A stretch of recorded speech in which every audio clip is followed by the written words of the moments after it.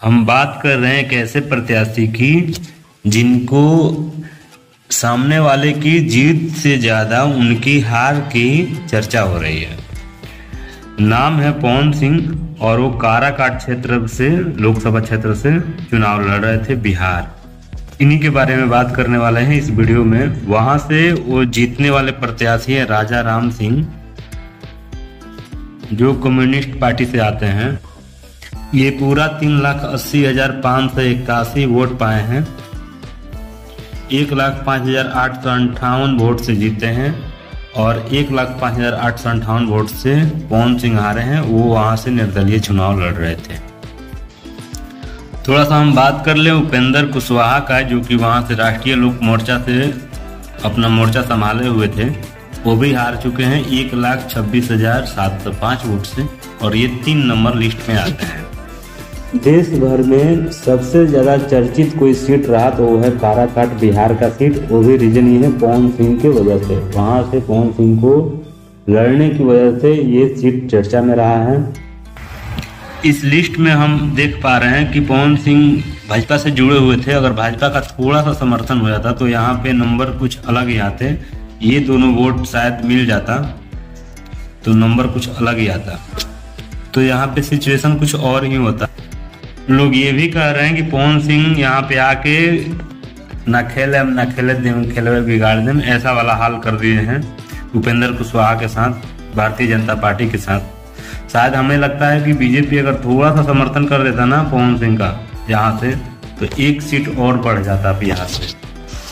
वो अलग बात है, अगर पवन सिंह यहाँ से नहीं होते तो भी उपेंद्र कुशवाहा का शायद चांसेस है कि ये निकल जाते यहाँ से। पवन सिंह बीजेपी पार्टी से बहुत पहले से जुड़े हुए हैं।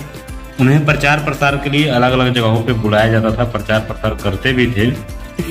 इस साल 2024 में उनको सीट मिला आसनसोल शत्रुघ्न सिन्हा के खिलाफ लड़ने के लिए, लेकिन वहां पे इन्होंने ये लोकल नहीं होने की वजह से इनका विरोध शुरू हुआ और इसके वजह से इन्होंने टिकट लौटा दिया।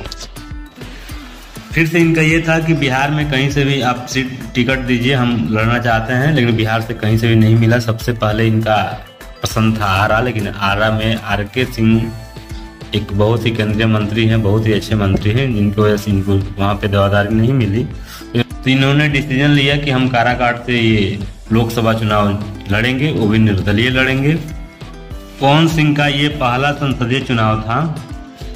इसमें ये नतीजा निकल कर आ रहा है। इसमें काराकाट लोकसभा सीट पे पवन सिंह का तो दबदबा बहुत ही अच्छा था, भोकाल भी बहुत अच्छा था। भोकाल बोले तो आप निगेटिव सेंस में मत लीजिएगा, बहुत ही अच्छा रहा एकदम। पूरे विरोधी लोग भी बोलते थे कि पवन सिंह वहां से जीत जाएंगे, लेकिन वोटिंग के दिन लोगों ने ऐसा क्या किया पता नहीं चला कि भाई वोट देते समय जाके उन्होंने उस पार्टी को दबाया जो उनके लिए काम उनसे कनेक्टेड थे। ऐसा कुछ वोट देते समय लोगों ने क्या सोचा ऐसा कि हाँ ये हमारे शायद नजदीकी हैं तो उनको वोट दे देते हैं, ये नजदीकी हैं तो उनको वोट दे देते हैं।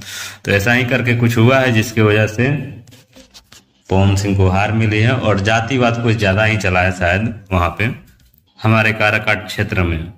पवन सिंह लड़ तो गए चुनाव और वो भी नतीजा में हार गए बेचारे, लेकिन खैर आगे ये बीजेपी इनको फिर से वापस लेगी या नहीं लेगी, इस पे भी सवाल है कि भाई इतना करने के बाद भी शायद हो सकता है कि आना मुश्किल हो बीजेपी में।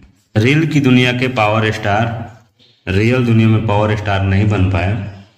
खैर, लेकिन हालांकि इनके भीड़ों से दिख रहा था कि शायद ये जीत सकते हैं वहां से, लेकिन भीड़ वोट देते समय पता नहीं क्या हुआ, कैसे क्या हुआ कि भाई लोकतंत्र है, जहाँ पे जिसको जो वोट देना होगा वो देंगे, जो नजदीकी बुझाएंगे, जो उनके लिए काम करेंगे, ऐसा जिनको जो लगेगा सुजोग्य वो बोलेंगे, वो वोट देंगे। करोड़ों खर्चा करने के बाद निर्दलीय प्रत्याशी पवन सिंह अभी चुनाव हार चुके हैं। अगर इनके जगह पे हम होते तो दोबारा से चुनाव लड़ने का हिम्मत हमको नहीं होता कि भाई हमने पूरा दिल से लड़ा था, दिल से काम करने की इच्छा जाहिर की थी कि भाई हम करेंगे, हमको किसी चीज की कमी नहीं है, जो कुछ भी आएगा सब हम जनता के लिए लुटा देंगे।